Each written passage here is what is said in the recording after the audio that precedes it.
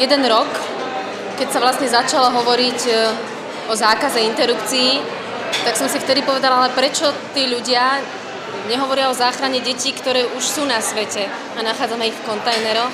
A akurát ten rok bolo takto usmrtených asi 6 detí. A ja som si povedala, že prečo ja kritizujem iných, keď ja som preto nič neurobila.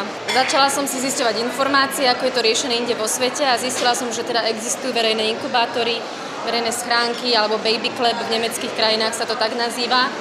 Začala som zisťovať, aké sú na to nutné podmienky, koľko taká vec stojí. A keď som to mala na 1A4 už napísané, tak som začala zháňať niekoho, kto ma vypočuje a pôjde do toho so mnou.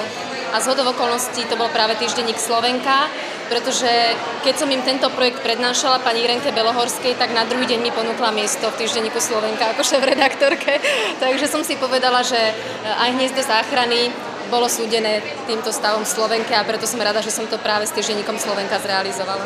Bola som veľmi šťastná, že práve šéfredaktorka Slovenky prišla s takýmto nápadom. Každý človek, ktorý vie, čo je to ľudský život a čo treba vynaložiť veľakrát na záchranu ľudského života, vie, že to treba podporiť všetkými 10. Hlavne v dnešnej dobe, kedy žiaľ žijeme viac taký spotrebný život a je treba povedať, že sa žije dosť ťažko.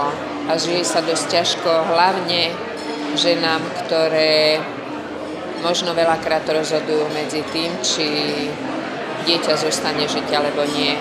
Ohlas bol neuveriteľný. Ja som sa nestretla s negatívnym ohlasom. Veľa ľudí nám napísalo, veľa ľudí telefonovalo.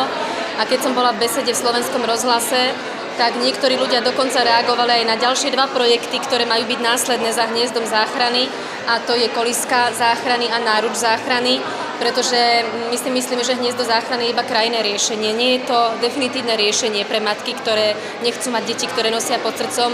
Je to iba pre tú skupinu žien, ktorá je naozaj už v tej krízovej situácii. Tie ďalšie 2 projekty majú už riešiť adopcie a utajené pôrody v nemocniciach, ale možno aj nejakým spôsobom centra, kde sa žena, ktorá nemá kam odísť, lebo je tehotná a vyhnali ju napríklad z domu, uchýli na rok, na 2 a my jej pomôžeme dostať sa do života. Každé dieťa je vlastne dar.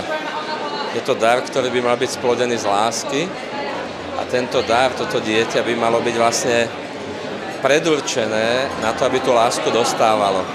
A keď tú lásku bude dostávať, tak on nám tú lásku aj isto niekedy vráti. Aj veľké spoločnosti, firmy, ale aj známe osobnosti, teda hviezdy, celebrity, tak ako sme ich my spojili do tohto projektu, majú morálnu povinnosť byť príkladom všetkým ostatným. Význam takéhoto projektu, ja si myslím, že ten je jednoznačný.